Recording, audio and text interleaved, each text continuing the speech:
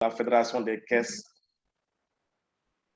J'étais à la Fédération des caisses et jardins de Québec de 2009 à 2018 avant d'intégrer ceci. Donc là, c'est mon deuxième mandat.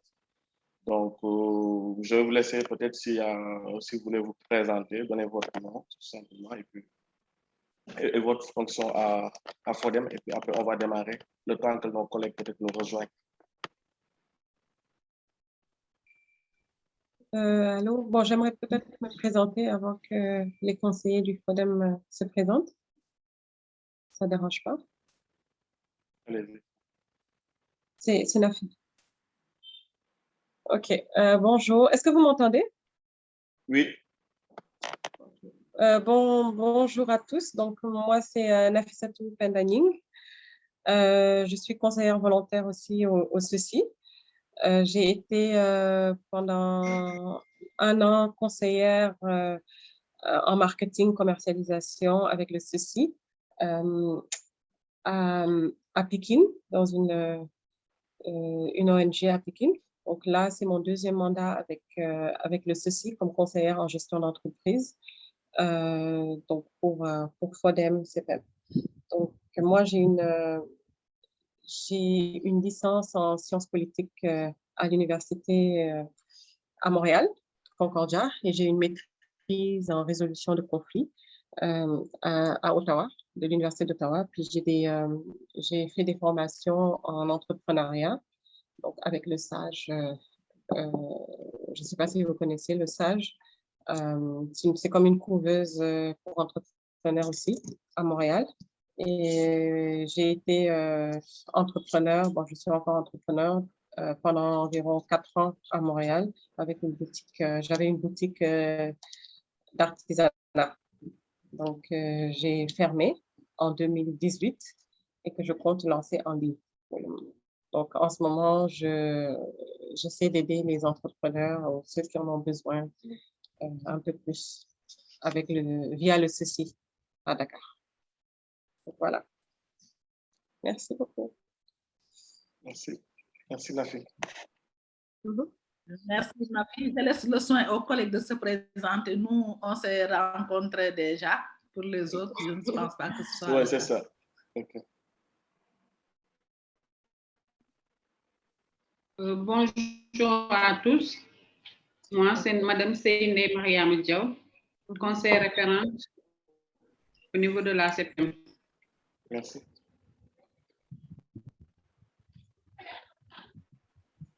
Bonjour. Bonjour. Bonjour, c'est Madame Sal Dessina Boufal, chargée de projet et conseillère référente à la CPM. Merci beaucoup. Nafi, enchantée. On a parlé j'ai échangé un peu avec Nafi dans le cadre de formation. Okay. Ça va bien, Madame Frank? Bien, merci.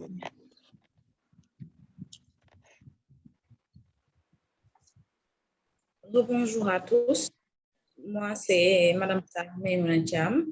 Je suis chargée de projet au niveau du FODEM et conseillère référente à la CPM. Merci beaucoup. Merci.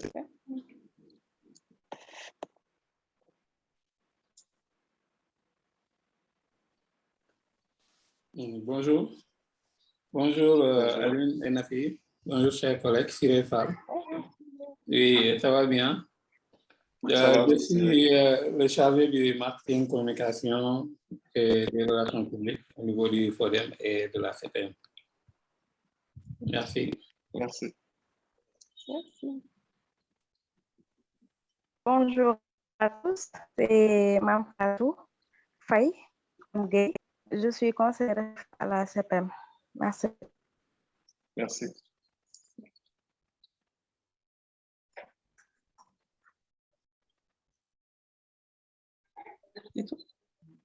Moi, vous connaissez déjà Alune, Nafi. Bonjour à tous. Moi, c'est Binta Diop. Oui. Je suis la conseillère au niveau de la couveuse. Ok, merci. Oui, nous avons convié aussi Demba qui vient de rejoindre l'équipe du FODEM et de la CPM. C'est lui que Demba, tu peux te présenter, après on peut continuer. Bonjour à tous. C'est Demandoy. Je suis nouveau au niveau du CEPEM et c'est un plaisir de participer à cette réunion. Merci. Merci. Merci, Damba. Bon, je pense qu'on a fait le tour. Oui. OK, donc on va... Oui. Aliou, s'il te plaît, avant de démarrer, est-ce que ce serait possible, vu que ça fait un moment qu'on n'a pas eu à échanger tous ensemble, est-ce que ce serait possible que Binta nous fasse un petit briefing par rapport à ce qui se passe, par exemple, au niveau des entrepreneurs? Est-ce qu'il y a une nouvelle cohorte? Est-ce qu'ils vont arriver ou est-ce que ça a été, ils ont déjà été choisis ou qu'en est-il de l'ancienne? Où est-ce qu'ils en sont, quoi? J'aurais peut-être aimé, peut-être que ce serait l'occasion, si c'est possible. Si ça peut prendre un petit 5 minutes. Il n'y a pas de problème, je pense qu'elle t'entend. OK. Merci, Nafi. Pour la troisième, je vais commencer par la troisième cohorte. Nous ne l'avons pas encore lancée parce qu'on était dans les préparatifs de la sortie de la deuxième promotion. On allait profiter de la sortie de la deuxième promotion pour lancer l'appel à candidature pour la troisième promotion. Mais malheureusement, on a été freiné par la recrudescence ou bien la troisième vague du COVID, ce qui nous a un peu freiné. Mais maintenant, on observe depuis quelques jours un ralentissement dans la prolifération de la maladie. Et ce matin, pas plus tard que ce matin, on discutait pour voir à quelle période relancer cette cérémonie qui nous permettra de lancer la troisième cohorte. OK, donc ça va être l'appel à candidature. Oui. Oh, OK. Mais pour ce qui est des anciens, ben, la cohorte actuelle, donc ils ont officiellement fini? Ils ont quitté?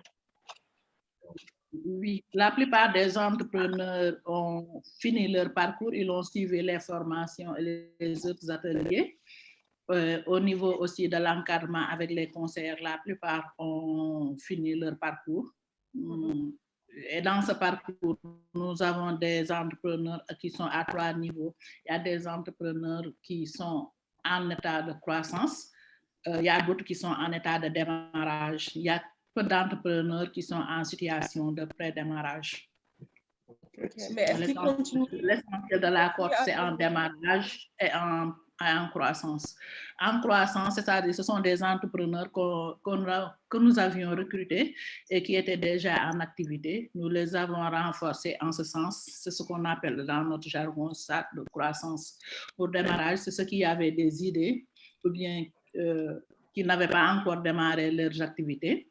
Nous les avons accompagnés et la plupart sont en stade de démarrage. OK. Est-ce qu'ils continuent de venir au CEPEM ou bien peut-être il faut contacter juste en cas de besoin?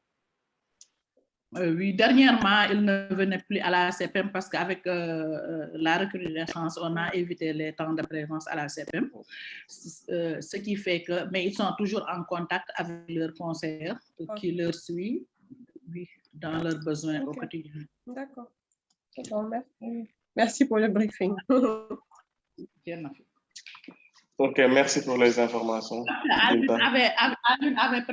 Aline avait comme option de faire un atelier pour les entrepreneurs, mais vu la période, parce que les entrepreneurs étaient sur les préparatifs de leur sortie, cette période n'était pas appropriée pour leur parler d'affaires. Ils n'étaient pas psychologiquement dans ce stade, ce pourquoi on a évité. On a préféré faire l'atelier nous-mêmes avec Aline. Maintenant, peut-être lorsqu'ils recevront leur financement, on pourra continuer à faire des ateliers avec eux sur comment le suivi, comment utiliser leur financement, ainsi de suite. Aline pourra peut-être, Nafi, vous pourrez peut-être développer d'autres ateliers en fonction de leur état d'avancement dans le projet. Mais pour le moment, on a préféré prendre l'atelier nous. OK, d'accord. Merci.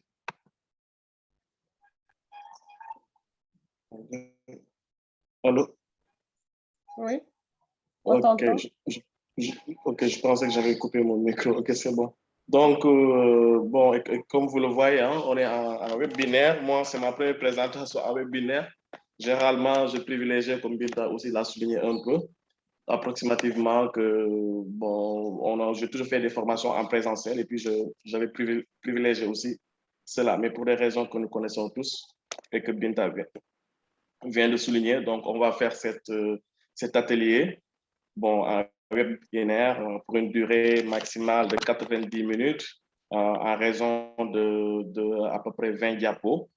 Donc, je pense que tout le monde l'a reçu, hein, je suppose, parce que je l'avais envoyé ce matin. Je pense que tout le monde a la présentation sous ses yeux. Mais est-ce que c'est possible de le partager? En ligne, là, en ce moment? Oui, Cyril, est-ce que tu peux le mettre sur le...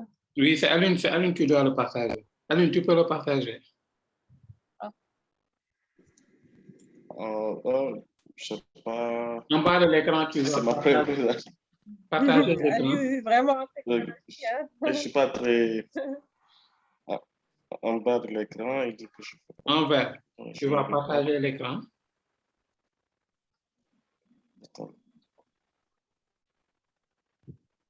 C'est sur la... Non, sur Zoom que tu me parles? Sur Zoom, oui. Tu viens sur Zoom d'abord. OK.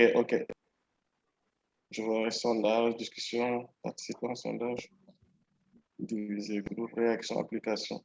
Tu n'as pas vu partager l'écran? Non.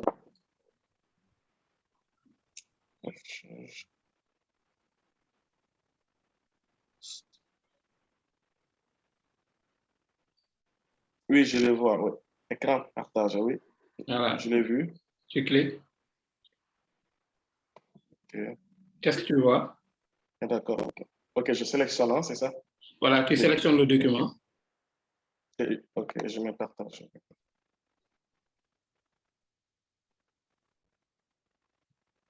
Vous les avez? C'est écrit à commencer à... Téléchargement. Voilà, c'est bon. Oui, c'est bon. C'est bon, hein? Tu le mets en mode diapo.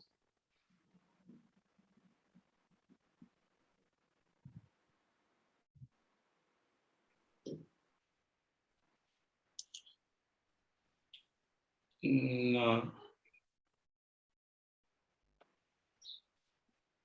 Mode diapo, c'est en bas là. En bas ou en haut? Va tout en bas. Voilà, continue en haut. Tu ne vois pas. À droite. Un peu à droite. Là, tu es sur accueil. Il y a insertion. Va sur insertion. Non, accueil. Je vais dans fichier. Insertion. Après quoi? Là, le curseur est sur accueil. Va sur insertion. Après, c'est insertion. Ah, sur insertion. Oui. Oui, mais le tableau de Non. chaîne. OK, c'est ça. Un peu en haut, il y a... Non. Insertion. Après insertion, un peu en haut, tu cliques dessus. Il y a un peu... Voilà. C'est ça? Oui.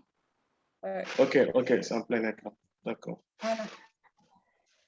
OK. Merci. Hein? C'est bon. C'est notre spécialiste. OK. On peut aller parce que là-bas, moi, je viens un peu. Je vais remonter. OK, c'est parfait.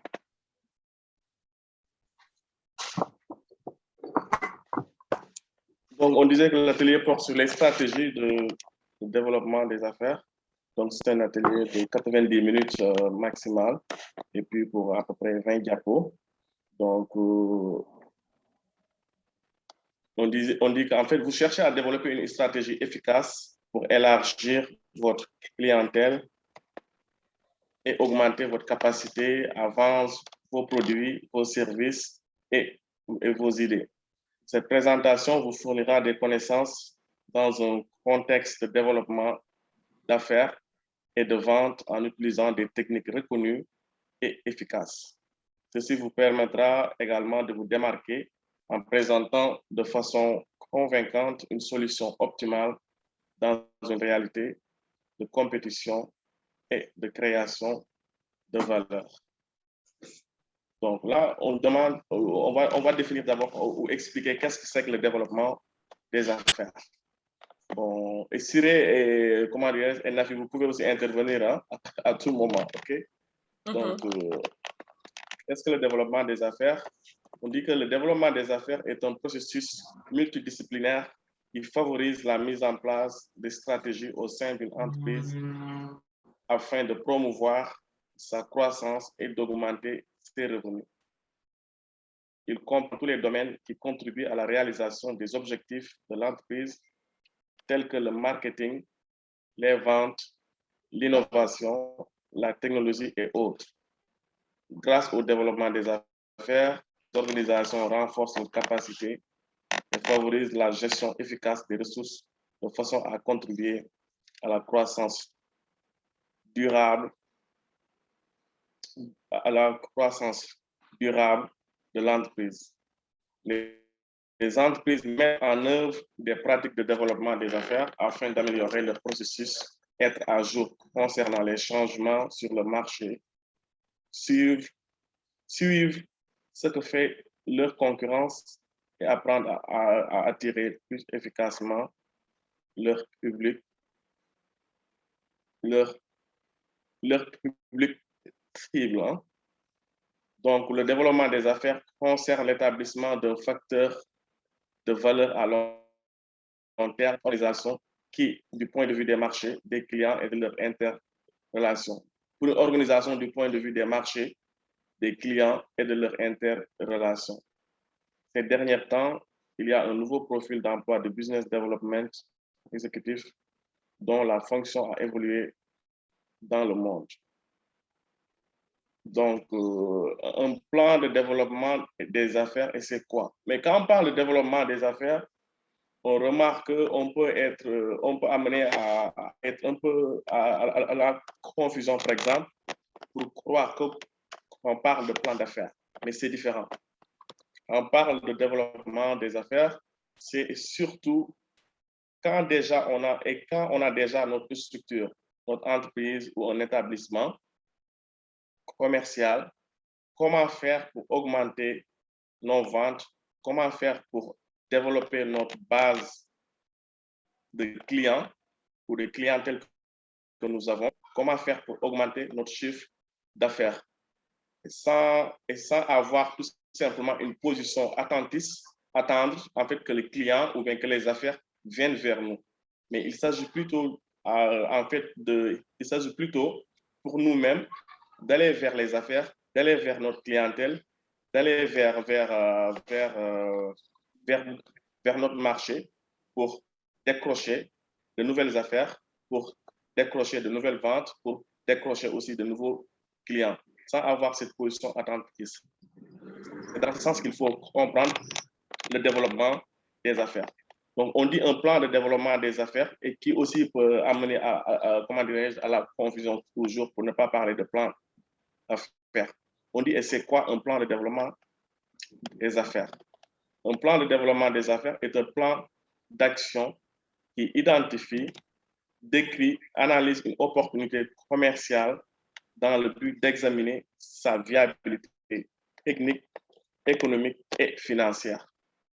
C'est une stratégie qui permet de développer toutes les procédures nécessaires afin d'atteindre les objectifs liés à la croissance de l'entreprise. Les directeurs de vente s'occupent généralement de ce plan. En général, c'est les directeurs de vente qui s'occupent généralement de ce plan d'affaires pour pouvoir booster des ventes et aller chercher certainement de nouveaux marchés ou de nouveaux clients externes. Pour les entreprises déjà établies, un plan de développement des affaires bien conçu est utile pour réorienter certains aspects commerciaux, organisationnels, productifs ou financiers. Ça veut dire que lorsqu'on a déjà en fait un plan de développement des affaires, nous permet en fait de réorienter nos aspects commerciaux organisationnels. Il peut y avoir par exemple des lacunes ou certains aspects commerciaux qui ne sont pas au niveau optimal, ou bien on a des problèmes organisationnels et puis qu'on n'arrive pas à cerner. Le fait maintenant d'établir ce plan de développement des affaires nous permet de mieux structurer notre entreprise, de mieux orienter en fait nos objectifs commerciaux ou bien notre production ou bien les aspects financiers de l'entreprise que nous avons ou bien nos objectifs financiers ou productifs que nous avions établis auparavant dans l'entreprise. Donc, si ces objectifs ou bien ces productions ou ces aspects financiers n'étaient pas au niveau optimal, le fait maintenant d'établir ce plan d'affaires permet maintenant de réorienter tout cela vers la bonne direction afin d'atteindre vraiment les objectifs fixés, à savoir le chiffre d'affaires, parce qu'une entreprise, vraiment, ce qui l'intéresse le plus, c'est vraiment de faire un très bon chiffre d'affaires et puis afin de pouvoir faire des bénéfices. Parce que son but, c'est véritablement lucratif. Si je peux reformuler, Aliou? Oui, vas-y, allez-y. En gros, le plan de développement, c'est un plan où on essaie de faire un diagnostic de tout ce qui pourrait optimiser la croissance de l'entreprise. Donc, si on fait en faisant le diagnostic, par exemple, on peut se rendre compte que, mais on fait beaucoup de ventes. Donc, on pourrait croire que l'entreprise va très bien. Mais au final, on se rend compte que même si on fait beaucoup de ventes, le produit qu'on vend nous coûte beaucoup trop cher, par exemple, au niveau du fournisseur. Donc, à ce moment-là, comment faire pour réduire le coût d'achat? Tout ça, ça peut être dans le diagnostic qu'on fait et qu'on se rend compte que, OK, si on achète avec un certain volume, on peut avoir le coût d'achat et le coût d'achat va être moindre. Donc, il y aura une plus grosse marge de bénéfice. En gros, c'est dans ce sens-là, le diagnostic. Et puis, donc,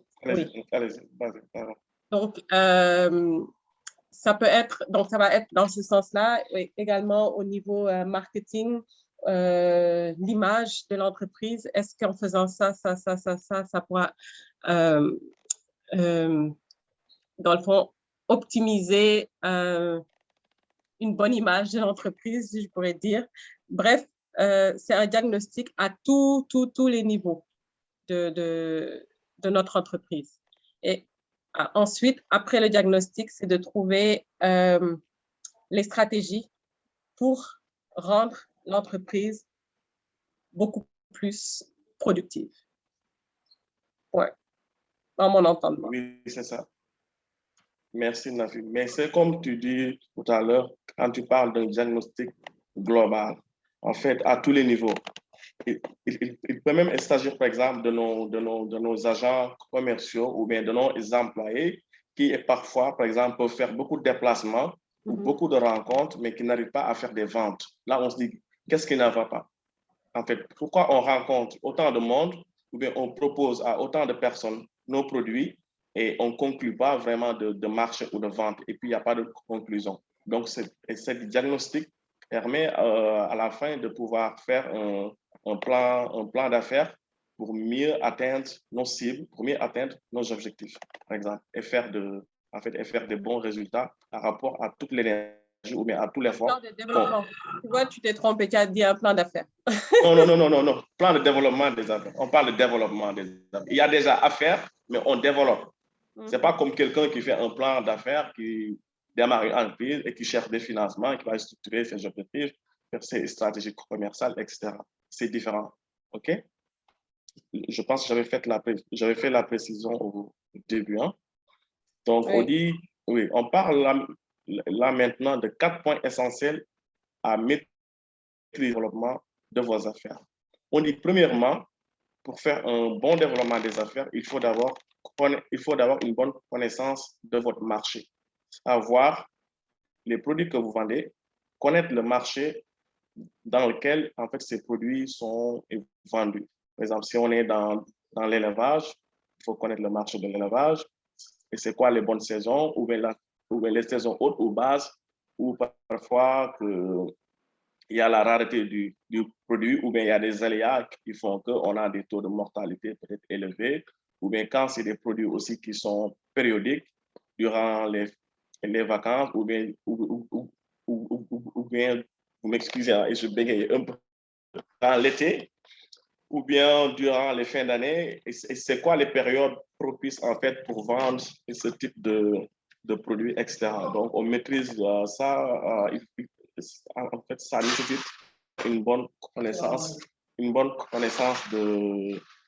en fait, de notre marché, le marché dans lequel nos produits sont vendus. On parle aussi comme deuxième point essentiel à maîtriser pour le développement des affaires, c'est la connaissance de vos clients. Il faut connaître nos clients. Quand on dit connaître nos clients, c'est connaître leurs besoins, savoir et c'est quoi leurs attentes par rapport aux produits que nous leur offrons. La qualité, bien sûr, ou bien le rapport qualité-prix, connaître quel type de clients que nous avons. Est-ce que c'est des revendeurs, des grossistes? Est-ce que les clients qu'on va, c'est pour une consommation directe ou bien c'est pour une consommation ou bien que c'est un revendeur, etc. Donc, il faudrait aussi qu'on ait une bonne connaissance de nos clients afin d'atteindre nos objectifs fixés et faire un bon développement en fait, d'affaires. En fait, le troisième point, c'est la mise en valeur de votre image de marque.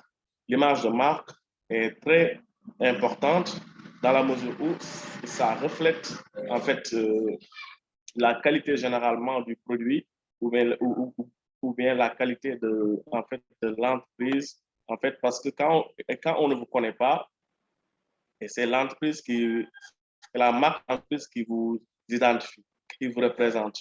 Donc, le fait d'avoir une bonne image de marque, vraiment, ça peut donner un avis ou bien un préavis favorable qui peut ramener les clients ou bien qui peut donner une très bonne impression pour pouvoir mieux écouler vos produits. Le quatrième point essentiel à maîtriser pour le développement des affaires est de savoir concrétiser vos opportunités. C'est-à-dire que quand une opportunité se présente pour nous ou bien pour notre produit, savoir vraiment l'exploiter, le concrétiser pour faire nos ventes comme cela se doit et puis pour atteindre nécessairement nos objectifs commerciaux. Donc, voilà 4 points essentiels à maîtriser. Quand il s'agit de développement des affaires, on parle de la connaissance du marché, on parle comme deuxième point de la connaissance de nos clients, connaître nos clients, et puis on parle comme troisième point, connaître la mise en valeur de votre image de marque, et comme quatrième point aussi essentiel, c'est-à-dire savoir concrétiser en fait vos opportunités. Bon, et comme quand on était à la banque, moi je me rappelle qu'on avait une application qui s'appelait en fait Connaître son client. C'est une application qu'on avait à la banque. Et puis, il y avait un questionnaire, à peu près de 10 ou 8 questionnaires. Quand un client, par exemple, quand on voulait, par exemple, vendre des actions de la bourse à un client, il y avait un questionnaire qu'on lui soumettait pour lui demander, par exemple, sa taux de tolérance par rapport au risque. Est-ce que c'est un client qui supporte des risques, qui supporte, par exemple, la baisse de son capital, etc. Il y avait en tout cas un tas de questions à poser au client. Et en fonction de ces réponses-là, on pouvait un peu déterminer la nature à peu près de notre client ou bien sa nature psychologique, à savoir est-ce que c'est un client qui aime prendre des risques, est-ce que c'est un client qui aime la stabilité, est-ce que c'est un client qui cherche juste, par exemple, à faire par exemple, des plus sur ses actions, ou bien c'est juste un client qui cherche tout simplement à placer son argent, etc. Mais ça, c'est les clients dans le domaine bancaire. Ça peut être différent véritablement d'un client qui achète un produit, mais pour dire tout simplement, connaître nos clients aussi, et peut être un très bon atout par rapport au produit que nous désirons vendre à quelqu'un. Donc, on passe à l'étape au diapo suivant. On dit en fait quels sont les avantages d'un plan de développement des affaires. Donc, on dit les avantages d'un plan de développement des affaires, c'est que en premier lieu, il clarifie les objectifs de l'entreprise.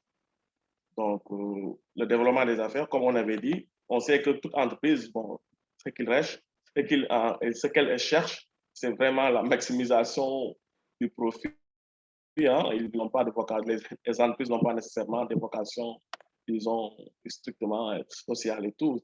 Ce qu'elles veulent, en toute légitimité, c'est de maximiser leurs profits. Et pour cela, c'est booster leur chiffre d'affaires. Donc, le fait d'établir un plan de développement des affaires clarifie en fait les objectifs de l'entreprise, comme les cas que je viens de citer. On dit, en deuxième point aussi, l'avantage et comme avantage, il diminue les risques externes, comme et comme risque externe, on parle de la concurrence, on parle des changements technologiques, etc. Parce que le fait d'établir un plan en fait, de développement pour augmenter ses affaires, pour avoir de nouveaux clients, ça permet en fait de mieux résister aux concurrents. Donc, ça baisse les risques externes comme les concurrents, les changements technologiques aussi, comme risque, parce que ça nous permet de nous adapter au marché, contrairement à l'idée que si on restait tout simplement sans rien faire et être dans une position attentiste de notre entreprise, attendre que les clients viennent vers nous, attendre que les marchés ou bien que les affaires viennent vers nous, mais le fait au moins de prendre les devants, ça permet vraiment de s'adapter par rapport aux concurrents et par rapport aux changements éventuels technologiques, etc. Et comme avantage, on voit qu'il coordonne les différents facteurs d'une entreprise. Ça permet la coordination de différents facteurs d'une entreprise qui sont nécessaires à sa croissance et à son succès. Il permet également de générer plus de ventes et de développer de nouveaux marchés.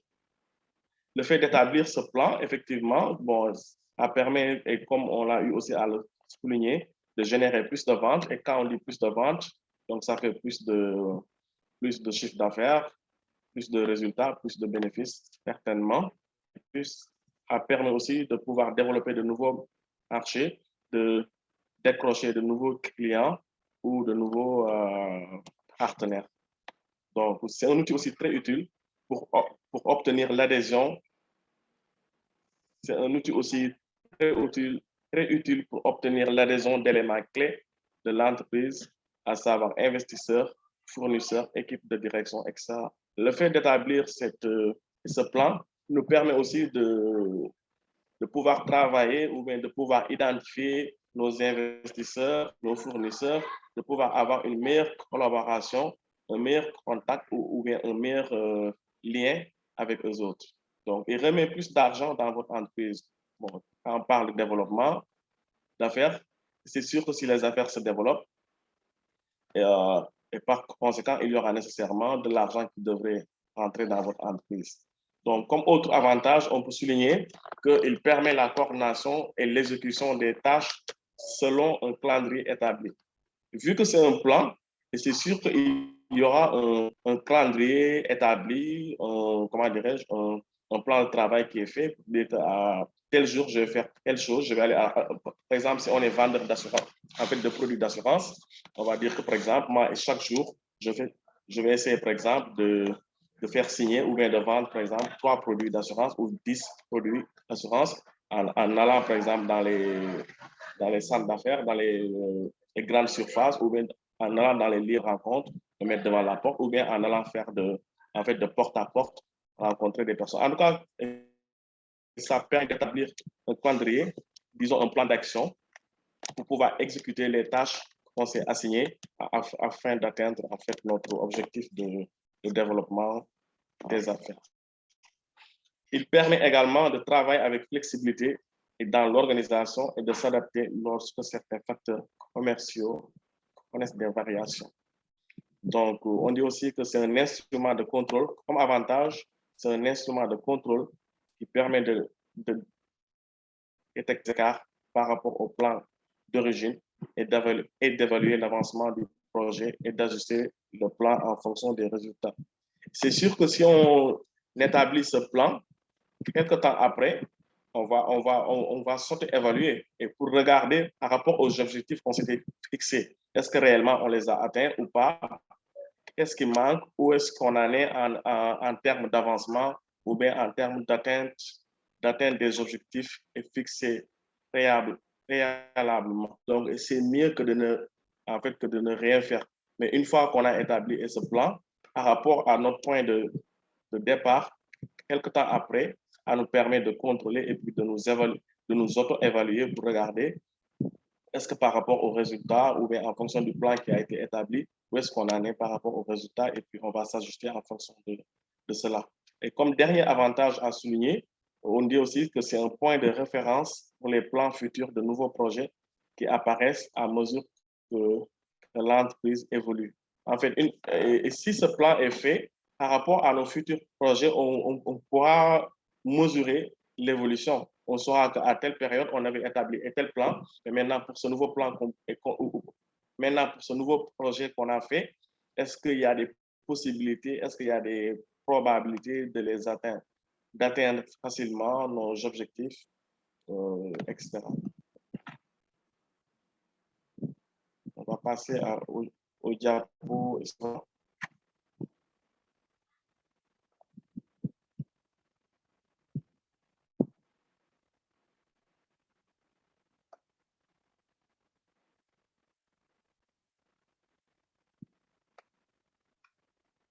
On dit maintenant, on arrive à l'étape comment créer un plan de développement des affaires. On dit il y a à peu près 7 éléments pour développer et pour créer un plan de développement des affaires. Comme premier point, il faut créer un speech d'ascenseur. On arrivera à la définition de chaque élément. Comme deuxième élément, c'est aussi fixer des objectifs. Et je pense que ici, Nafi est toujours en ligne. Elle pourra nous parler de ce pitch d'ascenseur. Elle a eu à travailler aussi, je pense, plusieurs fois. Donc, il y a aussi, comme deuxième élément, fixer des objectifs, des SMART. OK? Faire une analyse SWOT. Bon, un terme en anglais, hein, bon, nous allons le voir tout à l'heure, c'est strength, je pense, et threaten, etc. On va le voir tout à l'heure, hein, weight et tout, force, faiblesse, etc. On va voir la définition de ces 3 lettres-là qu'on a mis, en fait, de ces 3 mots qu'on a mis en sigle ici, en résumé SWOT et SMART aussi. Et comme 4e élément, on a aussi, pour créer un plan de développement des affaires, c'est de déterminer les indicateurs clés de performance. Comme 5e élément aussi, on a en fait le fait d'établir un budget pour ce plan de développement et des affaires à créer. Comme 6e élément et avant-dernier élément, on a choisir une stratégie de communication. Et prenez le temps de connaître vos compétiteurs. Donc, pour créer un plan de développement des affaires, donc on voit ici qu'on aura besoin de cet élément clé qu'il faudrait vraiment faire pour avoir un très bon plan de développement des affaires et atteindre nos objectifs préétablis. Donc, comme premier point, créer un speech d'ascenseur. On dit qu'un speech d'ascenseur est un discours très court qui sert à présenter une entreprise ou une idée d'entreprise. Il doit expliquer la mission de l'organisation et comment son service ou produit comble le besoin de son public. L'objectif est de susciter l'intérêt des investisseurs et des publics cibles de l'entreprise afin qu'ils souhaitent en savoir plus sur l'entreprise et atteindre l'objectif qui a été décidé en termes de financement ou de vente, etc. Donc, c'est tout simplement un petit discours ou bien 2 phrases ou une phrase, tout simplement, qui permet en un temps record de résumer véritablement votre entreprise ou bien la mission de l'organisation que vous avez, ou bien les services que vend, par exemple, votre entreprise, etc. En général, donc, je sais pas si, on dit que c'est aux alentours de 30 secondes. C'est, disons, le temps d'être avec un probable investisseur lorsqu'on est dans l'ascenseur, par exemple. C'est pour ça qu'on appelle ça un pitch d'ascenseur. On se dit, OK, imaginez, on rentre en même temps dans l'ascenseur, on va, par exemple, au 8e étage. avec on se rend compte que ça pourrait être un probable investisseur. Comment lui parler de notre projet en 30 secondes pour que ça susciter son intérêt, que ça fasse tilt. Donc, ça doit être quelque chose de vraiment très court, très convaincant, qui pourrait éventuellement être un début de collaboration. On peut se présenter, mais très brièvement, et présenter ce qu'on fait et disons une petite phrase clé qui pourrait faire tilt pour qu'il s'intéresse. C'est ça. Et dépendamment des contextes, donc on peut rallonger ou écourter un petit peu, mais ça doit vraiment être très, très court. Donc, c'est ça. Merci. Et dépendamment aussi des contextes, bon, il peut y arriver qu'on rencontre quelqu'un qui n'a pas beaucoup de temps, soit à l'aéroport ou quelque part, qui pourrait être intéressé par notre compagnie, et puis le temps de lui expliquer rapidement, ou bien, je ne sais pas, dans une circulation quelque part, ou bien dans un événement, quelqu'un qui s'apprête à partir ou à quitter. En fait, comme je disais, un temps record pour lui parler de notre entreprise ou bien de notre produit très rapidement, et qui fait que lorsqu'on se sépare, peut-être qu'il aura de l'intérêt à nous recontacter ou bien à essayer de mieux connaître notre structure. Donc, en fait, lorsqu'on a notre entreprise... Point, oui, allez-y. Pardon, Aliou. Donc, lorsqu'on a notre entreprise, notre projet, il faut tout le temps qu'on ait préparé de côté notre pitch d'ascenseur, en fait, pour n'importe quelle occasion. Il faut toujours qu'on l'ait. Parce qu'en général, bon, on peut expliquer, lorsqu'on travaille sur notre projet, on peut toujours le présenter, en parler quand quelqu'un nous demande. Mais il faut toujours qu'on ait peut-être ces 2 ou 3 phrases qu'on garde pour ces genres de situations-là. Donc, c'est ça le pitch d'ascenseur. Il faut qu'on travaille dessus et qu'on le mette de côté au cas où une opportunité se présente. Donc, ça, c'est indépendamment de la façon dont on expliquerait à un conseiller, par exemple, notre projet. C'est bon, Ali. Merci. Il y a quelqu'un qui parlait en bas, non? C'est correct? Oui, c'est bon. Je pense que c'était moi. OK. Ah, d'accord. J'ai dû entendre une autre voix. Donc, comme deuxième point, on parle de fixer des objectifs. En fait, pour créer un plan de développement des affaires, c'était toujours le titre. Hein?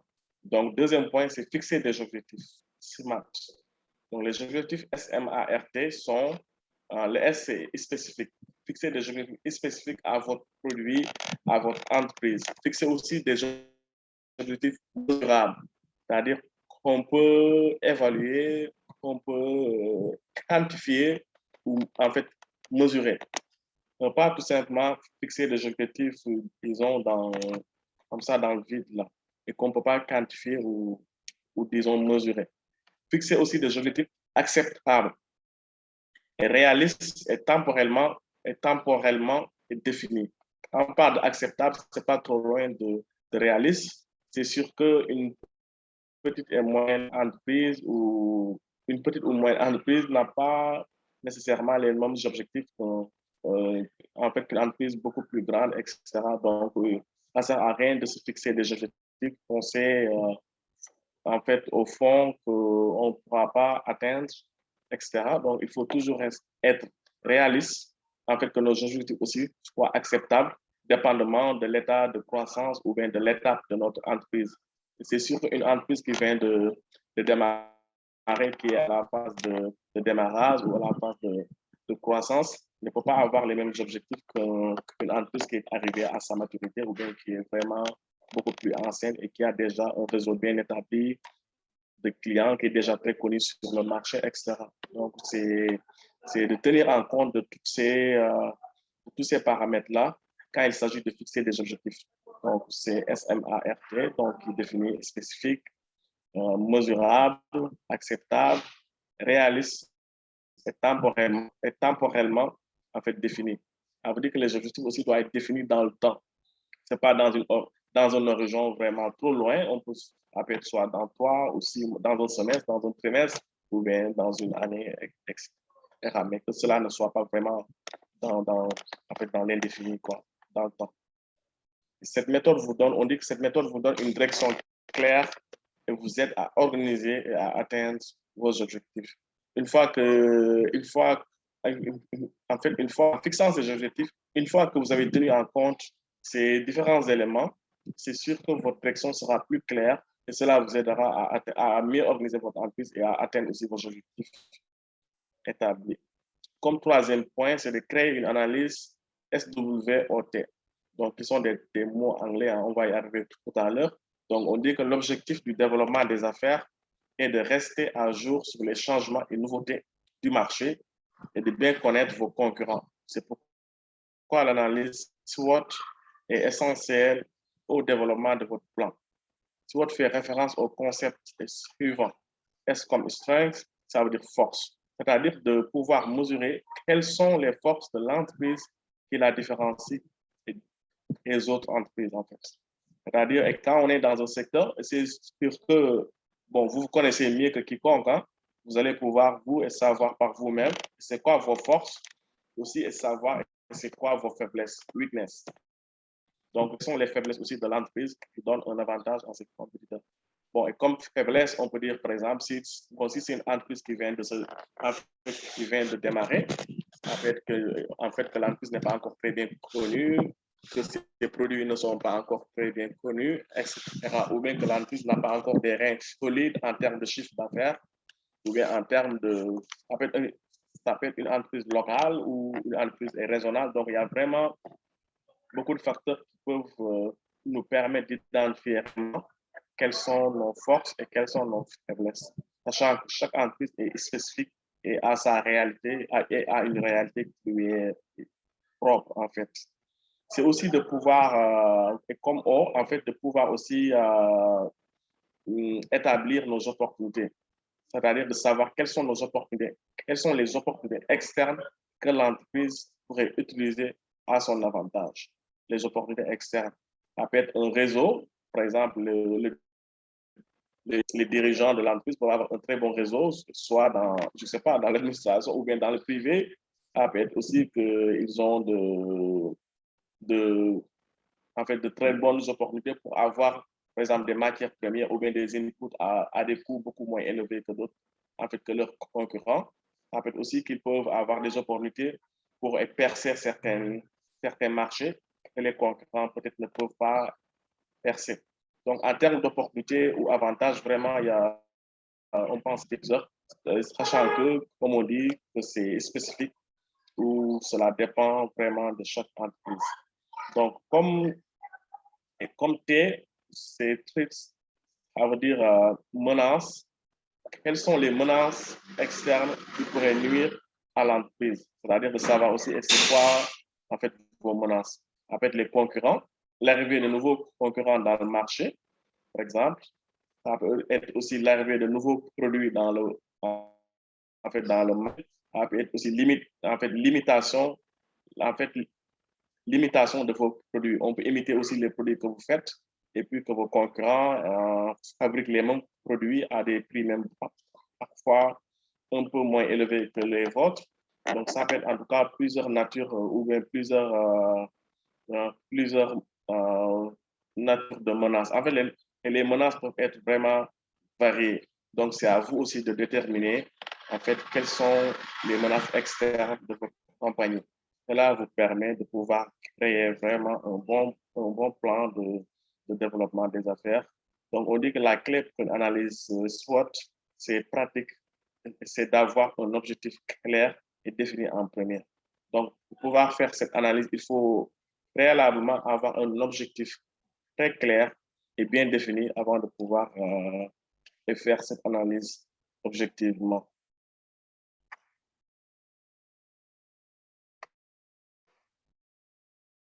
On parle aussi, et comme quatrième point, c'est-à-dire de déterminer les indicateurs de performance pour créer notre plan de développement des affaires. Toujours, et comme quatrième élément, il faut déterminer les indicateurs de performance.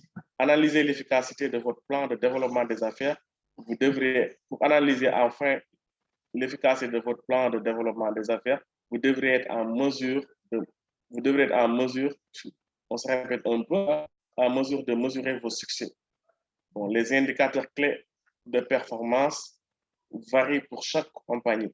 Taux de conversion, leads générés par mois, etc. Ça veut dire que chaque entreprise a son tableau de mesure de ces indicateurs de performance. Ça varie d'une entreprise à l'autre nécessairement.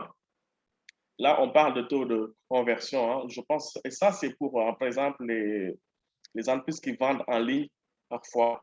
Bon, il y a des clients potentiels qui visitent leur site et qui regardent leurs produits, mais qui n'achètent pas. Donc, le fait d'établir un taux de conversion, c'est-à-dire un taux qui permet en fait, de mesurer, un indicateur et qui permet de mesurer pour chaque client qui visite le site, en fait, et la vente qui est faite. Par exemple, s'il y a 100 visiteurs, est-ce que parmi ces 100 visiteurs, est-ce qu'il y en a eu, par exemple, 20 ventes conclues, achats en ligne, ou bien il n'y en a pas eu, ou bien il y en a eu 10 ou 5. Donc, on peut dire que chaque jour, j'ai par exemple 1000 visiteurs et j'arrive à faire au moins 200 ventes. Et au fur et à mesure, on pourra mesurer en fait ce taux de conversion, l'établir, pour dire que pour tant de personnes qui ont visité mon site de vente en ligne, par exemple, j'ai à convertir telle visite, tel nombre de visites en vente. En fait, en lead généré aussi, on parle de contacts qu'on développe, en fait, de clientèle, de nouveaux clients qu'on arrive à avoir. C'est notre réseau, c'est notre, en fait, on l'appelle, c'est notre carnet d'adresses, en fait, par mois. Est-ce que notre carnet d'adresses se développe? Chaque mois, on peut regarder ou bien établir ou mesurer le développement de notre carnet d'adresses en termes de nouveaux clients ou en termes de nouveaux fournisseurs ou en termes de nouveaux marchés potentiellement qu'on pourrait exploiter. Donc, tout cela, c'est des indicateurs qui permettent de mesurer véritablement nos performances quand il s'agit de développement des affaires de notre entreprise.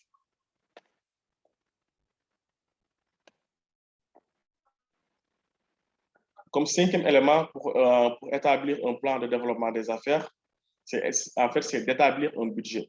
Afin de réaliser vos objectifs, vous devriez prendre en compte vos ressources et le coût des stratégies de votre plan de développement des affaires. Afin d'établir un budget réaliste, assurez-vous de collaborer avec tous les départements de votre entreprise. C'est sûr que quand il s'agit de faire ce plan de développement des affaires, c'est sûr qu'il peut y avoir des coûts. Parce que c'est une stratégie qu'on met en place, par exemple. Il y aura des coûts nécessairement, d'où la raison d'établir un budget. Par exemple, quand on fait ce développement, on peut ne pas rester tout simplement entre les 4 murs de notre bureau. Parfois, ça nécessite, par exemple, des rencontres pour rencontrer nos fournisseurs, nos clients, aller dans des lieux où on peut potentiellement exploiter des opportunités. Ça nécessite vraiment des coûts de déplacement.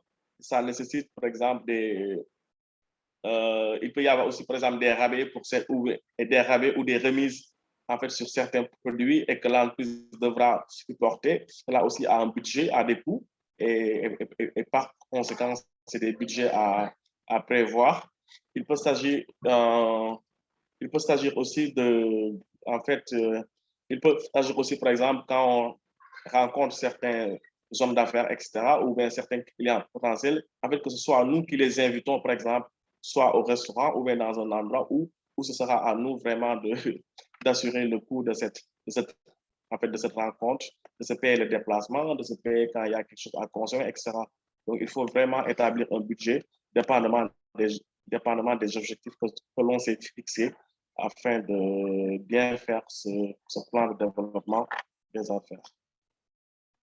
Comme certainement, dernier point pour créer un plan de développement des affaires, c'est de choisir une stratégie de communication. On dit qu'un des éléments essentiels du développement des affaires consiste à trouver de nouveaux prospects. Afin d'aller chercher des clients potentiels, vous devriez choisir la stratégie de sensibilisation la mieux adaptée pour votre public cible. En fait, ça peut être des parrainages, des publicités, des ventes croisées, des ventes incitatives, etc. bon, on parle de parrainage et de... Bon, là, peut-être qu'on les voit directement, on comprend ce que c'est. Avec des dépliants, avec des flyers, etc. De vente croisée, c'est après, quand on vend deux produits complémentaires ou bien des ventes incitatives, il peut s'agir des rabais, par exemple des remises, etc. Mais pour tout cela, il faut vraiment avoir une bonne communication, informer nos clients cibles ou bien nos publics cibles. Est-ce qu'il y en a qui veulent intervenir? Moi, ça va, Alio, c'est assez clair. Ok, c'est bon. Moi, je voudrais que tu... Ou bien la présentation n'est pas encore finie parce que ce sont des interrogations. Je peux attendre la fin. Non, ce n'est pas encore fini. D'accord, ok, c'est bon. Je peux attendre donc la fin. Ok, d'accord. Donc, on parle de 5... Bon, ça va bientôt finir. On parle de 5... On parle de 5 conseils clés pour le développement des affaires. Là, on va donner 5 conseils pour vraiment établir ou faire un très bon développement des affaires. Donc, le développement des affaires est un des moyens les plus effectifs pour accélérer la croissance d'une entreprise. Voici quelques conseils à suivre afin de faire passer votre entreprise au niveau supérieur.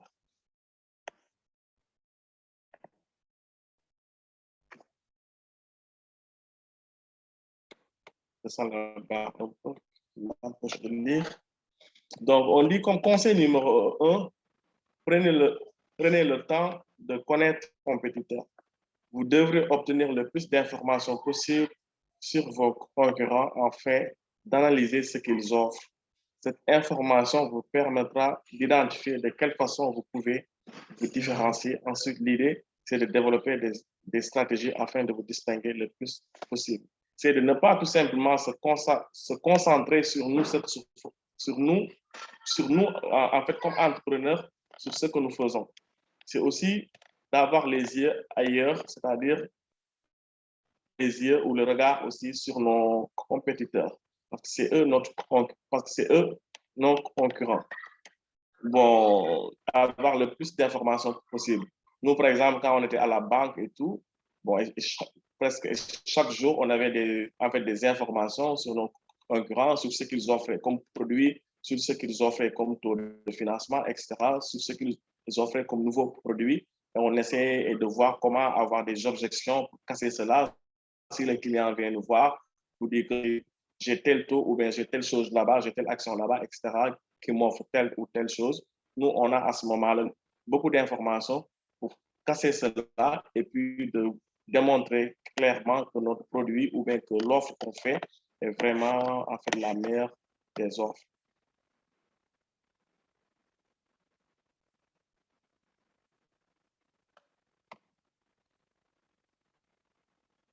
On dit, gardez par exemple, en conseil numéro 2, gardez un œil pour les avis et évaluations en ligne. Bon, peut-être que ça parle plus de ce qu'ils font. Bon, actuellement, on assiste à de plus en plus de ventes en ligne sur les sites. Mais ça dit, garder un œil sur les avis et évaluations en ligne.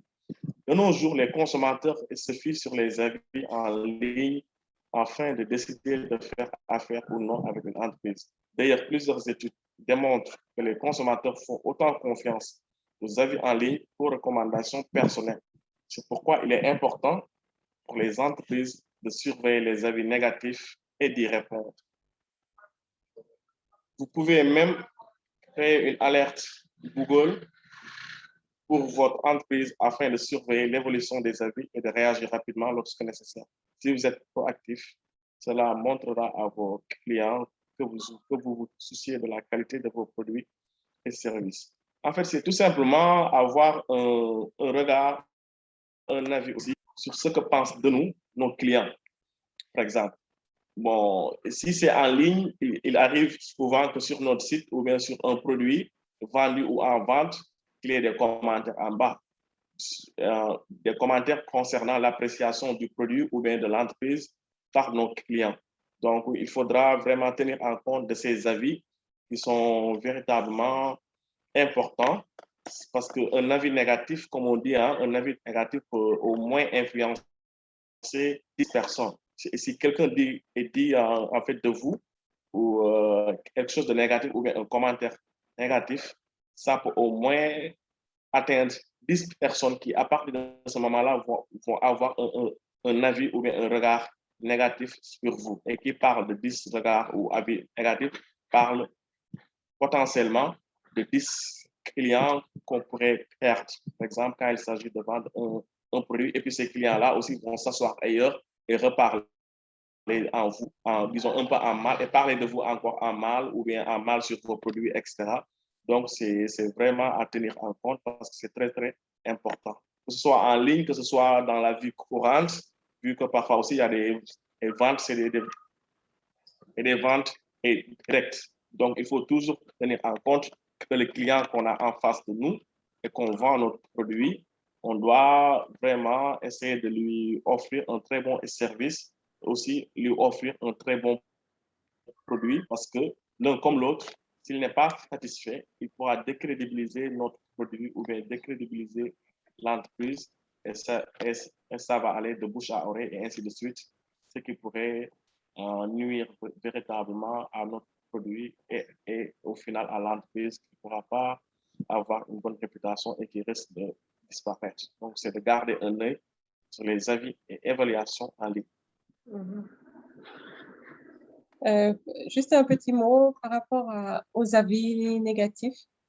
Durant mes cours, il y avait un prof qui me disait que par rapport à la mauvaise impression, si on a une mauvaise impression, que ce soit n'importe quel sujet sur une personne ou un domaine, il faut 7 autres bonnes impressions pour pouvoir effacer la mauvaise impression, une seule mauvaise impression. Ça m'avait juste marqué. Je voulais le souligner. Merci. Merci, Nafi. Donc, comme troisième conseil, on dit investissez dans votre site web. Vraiment, on assiste de plus en plus au XXIe siècle à la digitalisation. De plus en plus, tout est en ligne, tout est sur site web. Donc, on dit qu'on devrait investir beaucoup dans notre site web. Votre site web est un élément très important qui vous aidera à convertir des leads. Le design et le référencement naturel sont 2 aspects clés à ne pas négliger. Pour ce qui est de l'esthétique du site web, vous voulez avoir une interface utilisateur IU, donc moderne, qui permet aux utilisateurs de trouver l'information désirée de façon simple et rapide. Assurez-vous d'ajouter des calls to action, CTA, soit un message ou un bouton incitant vos utilisateurs à effectuer une action sur vos pages. Donc, on dit, en ce qui concerne le référencement naturel de votre site web, ce qu'on appelle également Search Engine and Optimization, il vous permettra d'avoir plus de visibilité sur les moteurs de recherche et donc de capter plus de trafic. Les 3 éléments clés du référencement naturel sont l'aspect technique,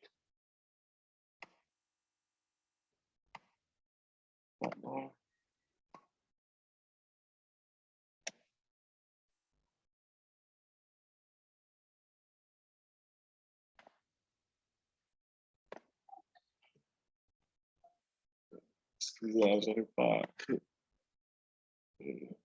Sont l'aspect, bon, on dit en ce qui concerne le référencement naturel, c'est le référencement naturel de votre site web, ce qu'on appelle également Search Engine Optimization. Il vous permettra d'avoir plus de visibilité sur les moteurs de recherche et donc plus de trafic. Les 3 éléments clés du référencement naturel sont l'aspect technique, la création de contenu et la popularité, link building. Donc, bon, en résumé, c'est tout simplement vraiment d'enrichir notre site web. Vu que le client ne peut pas se déplacer pour venir voir nos produits, pour venir à notre entrepôt ou bien à l'entreprise, regarder ce qu'on fait, regarder la qualité de notre produit. Donc, son seul contact avec nous reste en fait, disons, reste digital, reste numérique, donc reste virtuel.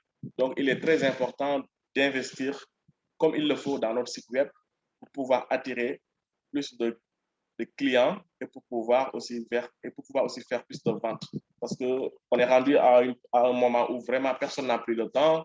Donc, les gens, quand ils pensent à un produit ou bien ils désirent un produit, ils vont automatiquement sur votre site ou bien ils font une recherche sur Google et puis pour regarder ce que vous offrez également. Donc, savoir que notre comptoir ou bien boutique, vraiment, c'est devenu virtuel. Et quand c'est virtuel, il faut prendre la peine vraiment de faire focus là-dessus comme il le faut et puis d'investir suffisamment sur notre site pour pouvoir attirer plus de monde, plus de clients et réaliser beaucoup plus de ventes.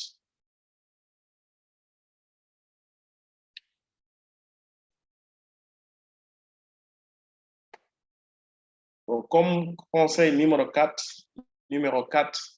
disons, il faut ajouter de la valeur à votre entreprise. C'est quoi ajouter de la valeur? On dit que les entreprises pensent souvent que pour accélérer leur croissance, elles doivent vendre de plus en plus et miser sur l'expansion. Cependant, il existe de nombreuses façons différentes de réaliser cette croissance. Une des manières les plus efficaces consiste à ajouter de la valeur à votre service, à la clientèle et à votre entreprise. En effet, la croissance de votre entreprise peut provenir de l'ajout de valeur à chaque relation avec vos clients potentiels et actuels. Vous pouvez ajouter de la valeur à votre organisation en fournissant des informations, en agissant comme un conseiller, en investissant dans les services avant-vente et après-vente et en ayant une bonne réputation et un service impeccable. Cette approche renforce la confiance de votre client, un élément clé pour le développement et des affaires. Donc, en fait, on dit que ajouter de la valeur à votre entreprise, ce n'est pas tout simplement en fait d'investir, par exemple, de rajouter beaucoup d'argent encore ou bien de matériel pour pouvoir faire une expansion, disons, une croissance de votre entreprise. Il s'agit aussi vraiment de la valeur, disons, de la valeur, entre guillemets, disons, morale. Ça veut dire que avoir un excellent service à la clientèle, ça aussi, c'est de la valeur. Par exemple, même si vous n'avez pas une très grande entreprise, vous pouvez faire des économies d'échelle. Si vous avez un très bon service à la clientèle, c'est sûr que là où de grandes entreprises, par exemple, peuvent vendre, par exemple, 1000 produits par jour, vous pouvez, avec la qualité de votre service à la clientèle, vendre plus ou bien vendre 1200 ou 1500 parce que vous avez un très bon service à la clientèle avant et après. Quand le client il vous contacte, il vous appelle ou bien qu'il se rend dans votre dépôt, il est bien reçu, il est bien conseillé, on prend soin de lui, on lui présente les produits comme il le faut, sans arrogance. Vraiment, il est bien. Et là, le client a envie de venir, a aussi envie de recommander vos produits à d'autres personnes. Mais si, par exemple, vous êtes une grande entreprise, qu'à chaque fois que vous vendez, et puis c'est fini, basta, et puis vous allez chercher de nouveaux clients, ou bien que vous ne prenez pas soin vraiment de la qualité des relations entre la compagnie et les clients, ça, même si vous investissez en termes de croissance et d'expansion, ça peut ne pas être gagnant. Donc, quand on dit ajouter de la valeur à votre entreprise, c'est tout simplement de la valeur matérielle, mais ça peut être aussi de la valeur morale, de la valeur relationnelle, de la valeur de la valeur comme confiance entre les clients et le produit ou bien entre les clients et l'entreprise. Donc, c'est quelque chose qu'il faudrait vraiment tenir en compte. On voit maintenant au Sénégal, il y a beaucoup d'entreprises ou services qui commencent à utiliser la méthode un peu américaine, qui, même si c'est à la Sonatel ou bien dans certaines banques, pour les banques, je pense qu'il n'y en a pas encore. Mais par exemple, à la Sonatel, quand vous appelez, on vous dit que l'appel est écouté. Il y a quelqu'un derrière qui écoute. Qu'est-ce que le client et le prestataire, qu'est-ce qu'ils se parlent? Est-ce que le client est bien traité, etc. Et en retour même, ils appellent le client. Est-ce qu'il a été satisfait pour tel produit? Est-ce qu'il a été satisfait lorsqu'il a appelé au service à la clientèle pour tel besoin? Donc, il y a un suivi qui se fait après aussi. Donc, ça aussi, c'est des méthodes qui existent à l'étranger, et comme en Amérique. Et même quand c'est à la banque, et quand un conseiller il rencontre un client, après, dans 48 heures, on téléphone le client, on choisit au hasard 10 clients. Si vous avez rencontré, par exemple, 10 clients à la banque, on en choisit 2 ou 3 et qu'on appelle au hasard pour dire que vous avez été reçu par Nafi. Est-ce qu'il vous a bien reçu? Est-ce que ça? Est-ce qu'il vous a bien traité, etc. Est-ce qu'il a satisfait à vos demandes, etc. Donc, pour tout simplement savoir est-ce que le client a été bien traité, parce qu'il y a mal servi aussi pour gâter l'image de la compagnie. Donc, c'est très important de tenir en compte en fait, ces facteurs.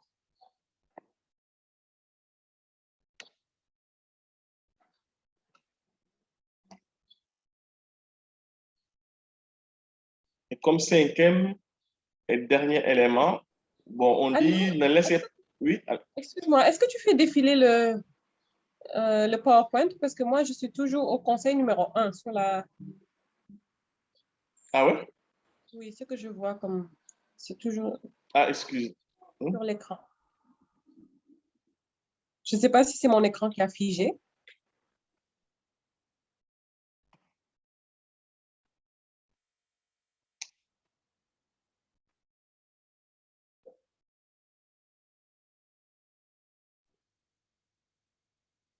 Il y a eu un bug là, je pense. Je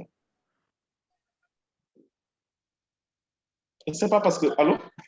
Oui. OK. Vous n'avez pas le partage, hein? Non, en ce moment, non, c'est parti. Mais est-ce que les autres... Binta, est-ce que tu voyais normalement le PowerPoint? Oui, mais c'était au conseil numéro 1. Ah, c'est ça, donc c'est pas juste moi. C'était figé, peut-être. Voilà. Là, vous le voyez? Non, tu dois repartager le document, je crois. Hein? Oui. Oui, je l'ai fait. Voilà, ça vient, oui. Ça arrive.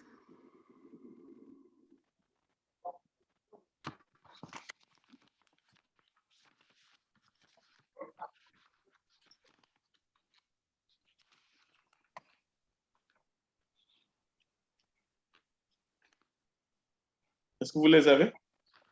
Oui, donc là, c'est le numéro 4. OK. OK. Donc, c'est juste... correct pour le 2 et le 3 qu'on avait déjà vu, hein? Oui. C'est juste, je voulais l'avoir sous les yeux. OK, d'accord. Est-ce que tu peux donc, on dit comme dernier... Merci.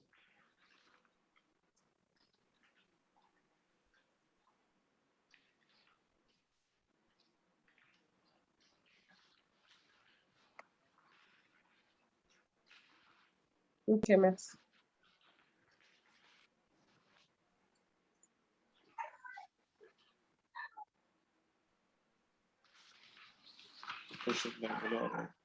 Donc, comme cinquième et dernier élément, c'est ne laissez pas les relations avec vos clients se refroidir. Excusez.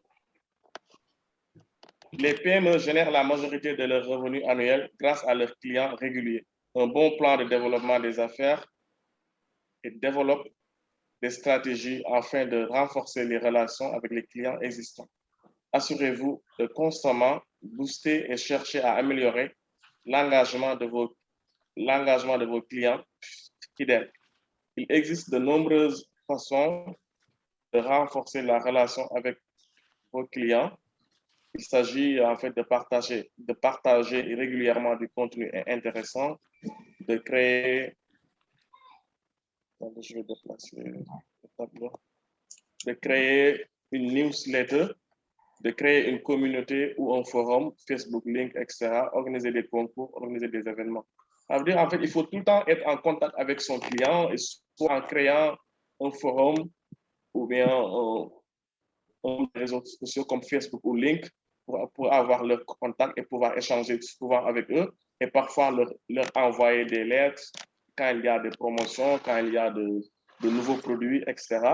Ou organiser des concours qui permettent peut-être certainement de gagner quelque chose comme objet symbolique ou organiser des événements où vous pourriez, par exemple, les inviter à participer. Donc, il ne faut pas se dire que tout simplement parce qu'on a fini avec quelqu'un, on a encaissé son argent ou bien qu'il a commandé en fait un certain nombre de produits et de nous, et puis que c'est fini.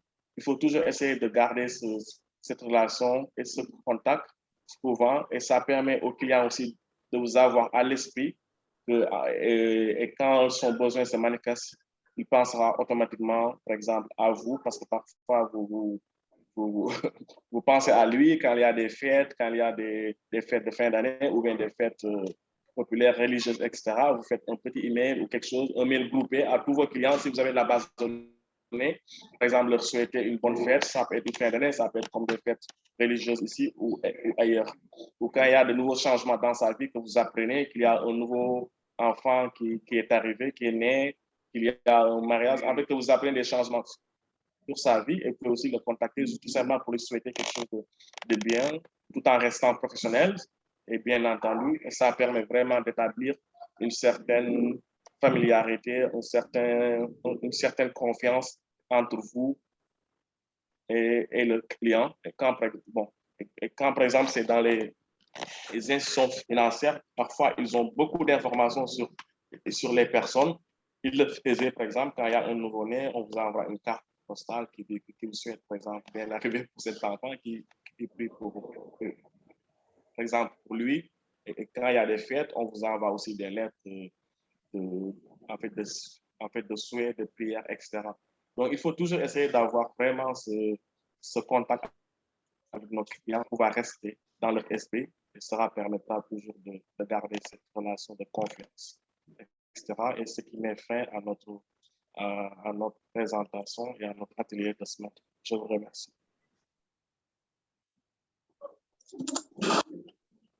Merci. Merci, Aline. Merci, Binda. Merci pour cette belle présentation. Mais j'aimerais que vous reveniez sur un point, parce que c'est un point essentiel pour nos entrepreneurs. Parce que la plupart sont en stade de démarrage, les autres sont en croissance. Comment ils vont faire pour booster leur vente? Parce que vous avez parlé sur les stratégies de développer des ventes, mais eux, ce sont le principal obstacle, contrainte. Comment ils parviennent à booster leur vente? Mais pour cela, il faut d'abord cibler, par exemple, ses clients, savoir quels sont potentiellement les clients qui sont capables d'être intéressés par les produits en fait qu'ils offrent. Il faut aussi, comme je dis, il faut toujours aller aussi vers les clients. Même si vous avez une compagnie, soit vous faites de l'élevage, ou bien vous faites de la restauration, ou bien vous vendez des produits d'assurance, il ne faut pas rester, je ne sais pas, dans votre entreprise à attendre que le client vienne vers vous. On est dans un monde concurrentiel. Le temps, c'est l'argent. Il faut se déplacer. Et même quand vous vendez, par exemple, une quincaillerie, et vous ne devez pas attendre, et en fait, dans certaines zones, vous ne devez pas simplement attendre que le client vienne commander du ciment, du fer, etc. Mais vous pouvez vous déplacer dans des lieux, dans des chantiers. Vous rencontrez des maçons, des entrepreneurs. Écoutez, moi, je vends tel, je peux vous le vendre à tel prix, et puis je vous fais la livraison, etc. Et le gars va commander pour vous. Mais si vous attendez ça dans les quartiers, alors que c'est différent, vous avez une entreprise. Donc, pour ces gens-là, je dirais tout simplement d'essayer toujours d'être proactif, d'aller vers le marché, d'aller vers les clients pour pouvoir vraiment décrocher, par exemple, des ventes et de parler tout le temps aussi de leurs entreprises. Quand vous allez dans un baptême, dans un mariage, dans une réunion, je ne sais pas, dans un rassemblement public, il faut toujours parler aux autres de ce que vous faites, ce que vous avez comme entreprise. Même si il ne faut jamais minimiser un seul client que vous pouvez coopter. Parce que ce client-là, il pourra demain dans l'avenir ou bien dans le futur vous recommander d'autres personnes qui pourraient acheter, par exemple, vos produits. Donc, parlez de vous, parlez de votre entreprise et allez aussi vers les gens. Allez aussi vers les gens, allez vers les clients potentiels qui sont peut-être susceptibles de s'intéresser à ce que vous faites. Mais il ne faut jamais être gêné à parler avec les autres, à briser la glace et puis aller vers les gens, ne pas être timide et leur parler de vous et de ce que vous faites. Et parler de vos produits, aller dans les marchés, regarder, par exemple, si c'est de l'élevage, je ne sais pas, l'élevage ou autre chose, d'aller vers les gens. Quand on vend des assurances auto, il ne faut pas tout simplement se contenter d'être dans votre bureau. etc. Nous, même quand on était à la banque, et c'est vrai que c'est une institution très officielle, on a nos bureaux, nos assistants et tout, mais on se déplaçait, aller voir les entrepreneurs. On peut dire à tel assistant, sors-moi ce qui gagne plus de tel montant par mois, ils sont entrepreneurs, etc. Et puis les entrepreneurs n'ont pas de temps. On vous appelle, on fixe un rendez-vous, on dit oui, on sait que vous n'avez pas le temps de vous déplacer à la banque, donnez-nous rendez-vous dans votre entreprise, on va se déplacer, on va venir vous rencontrer, ce ne sera pas long, ça va être une rencontre de 30 à 1 heure de temps, etc. Et on vient vous voir et puis on vous expose, on vous conseille, par exemple, soit à tel, à tel financement, ou on vous conseille à vous accompagner dans tel produit financier, soit une marge de crédit, ou bien soit, si vous voulez investir dans l'immobilier et puis qu'on vous finance, ou bien vous avez besoin de liquidité pour votre entreprise, etc. Il y a beaucoup de, par exemple, de produits, par exemple. Mais quand il s'agit aussi de produits physiques aussi, c'est comme ça. L'entrepreneur, il doit être vraiment proactif et ne pas avoir une position attentiste. C'est ça. D'accord, merci. Il y a aussi, juste pour rebondir dessus, le fait de pouvoir modifier l'offre pour augmenter nos ventes. Donc, c'est les entrepreneurs que vous avez actuellement, s'ils voient que les ventes sont au ralenti, ils peuvent essayer de voir est-ce que c'est parce que les gens sont moins intéressés ou parce qu'ils cherchent autre chose. Moi, il y a quelques jours, j'ai fait cette expérience-là. Il y a une couturière. Elle a ouvert une boutique pas très loin, disons à 1-2 minutes de ma maison. Donc, par curiosité, je suis allée voir et elle avait des robes. Mais la majorité, c'était des robes manches longues. Moi, je lui ai dit, bon, en ce moment, vraiment, ça ne m'intéresse pas trop. J'aime bien la coupe, j'aime bien vraiment vos modèles, mais il fait trop chaud pour que je mette ça. Donc, tout de suite, elle m'a dit, oui, effectivement, j'ai d'autres clientes qui sont entrées dans la boutique et qui ont dit que vraiment les manches longues. Mais là, en ce moment, je travaille sur une collection de manches courtes. Donc, ça va vraiment être parfait pour l'été. J'ai dit, OK, donc je suis repassée hier. Elle avait plein de robes manches courtes. Tout de suite, elle m'a accueillie en me disant, venez voir, je pense que vous allez trouver quelque chose qui vous intéresse. Et effectivement, j'ai acheté 2 robes manches courtes. Donc, là, c'était un exemple. Je trouve qu'elle s'est adaptée à moi, cliente, à ce que je voulais. Donc, elle a quand même modifié parce que vraiment, quand je passais à chaque fois, je voyais que c'était vraiment des manches longues. Mais par curiosité, parce que j'aimais bien les modèles, je suis rentrée. Et tout de suite, elle a vraiment changé. Donc là, en ce moment, elle a fait des ventes. Et je pense que, parce qu'en sortant, il y avait eu d'autres clientes qui rentraient. Et j'ai vu qu'elle avait aussi... qu'elle allait lui proposer justement ces robes manches courtes. Donc là, effectivement, je pense qu'elle a augmenté ses ventes en modifiant un petit peu ce qu'elle proposait. Et donc, ce serait un moyen. Donc, pas juste se fixer sur moi, c'est ça que je fais, c'est ça que je propose au client. En voyant que le client a d'autres goûts ou serait porté à acheter d'autres modèles ou d'autres choses, je pense que les entrepreneurs gagneraient à faire quelques modifications sur leur proposition d'affaires, par exemple. Ça augmente les ventes. Merci, Nafi.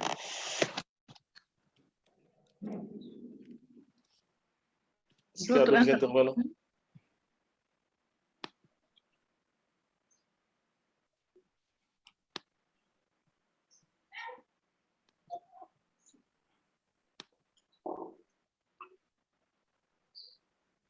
Est-ce qu'il y a d'autres intervenants ou intervenantes?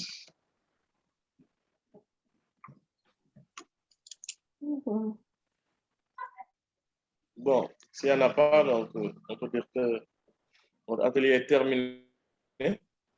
Je vous remercie pour votre présence et pour votre participation. Binta, je vous donne la parole ou à Siré. Peut-être Siré de prendre la parole pour compléter. En tout cas, c'est une belle présentation. Ça a été très instructif. Merci. Oui, merci Binta. Merci Alioune et Nafi. Alioune pour cette belle présentation aussi. Donc, c'était un plaisir pour moi, pour nous-mêmes, d'assister à cette présentation et qui peut servir aux entrepreneurs qu'on peut présenter comme modèle de plan de business d'affaires. Merci beaucoup et c'est ça que j'avais à dire.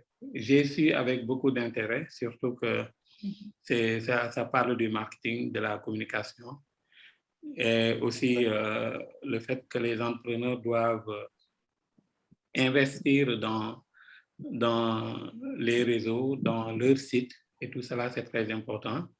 Quand tu parlais aussi de la méthode SMART, aussi qui est très important pour un entrepreneur qui veut vraiment développer ses activités. Tu parlais en fait avec tous les outils qu'un entrepreneur a besoin pour vraiment développer son entreprise dans le domaine